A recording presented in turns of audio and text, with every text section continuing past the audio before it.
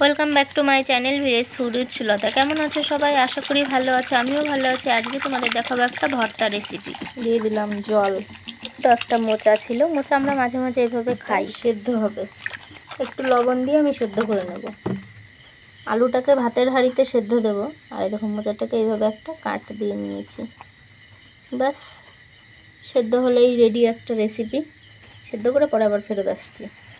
সেদ্ধ করা আমার হয়ে গেছে, আলুটাকে ভাতের হাঁড়ি থেকে তুলে নিয়েছি। আর এই যে টমেটো, এটাকে ছাড়িয়ে নিয়েছি, খোসাটা ছাড়িয়ে নিচ্ছি।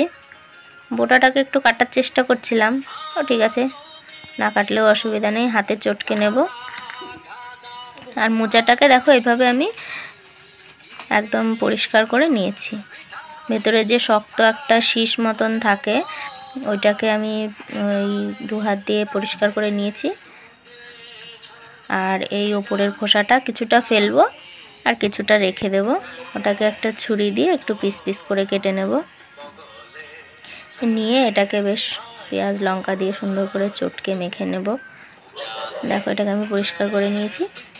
হাতটা খুব কালো হয়ে যায়, মোচা যখন কাঁচা থাকে তখনও বেছে বাছা কোটার সময় আর কি হাত কালো হয়ে যায়, আর এটা চটকে মাখলেও হাতটা কালো হয়ে যায়।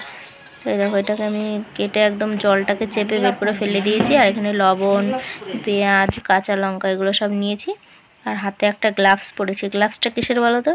আমার শাশুড়ি মা চুল কালার করে, কালো কালার, সেই কালারের প্যাকেটের ভেতরে গ্লাভস থাকে দুটো করে। ওই আমি মাঝে মাঝে এই কাজে ব্যবহার করি এগুলো। এটা নতুনই ছিল, তাই সেটা একটু হাতে পরে নিয়ে এটাকে চটকে মেখে নেব। ঝালটাও লাগবে না হাতে, আর মোচা মাখার জন্য কালোও হবে না হাতটা।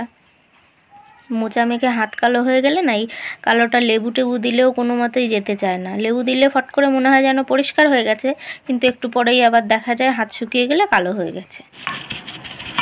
যাই হোক, এই দেখো একটু কাঁচা তেল দিয়ে সুন্দর করে মেখে নিয়েছি। এবার গরম গরম ভাতে রাত্রেবেলায় জমেই যাবে। এটা কালকে রাতের রেসিপি ছিল। কেমন লাগলো সবাই জানিও।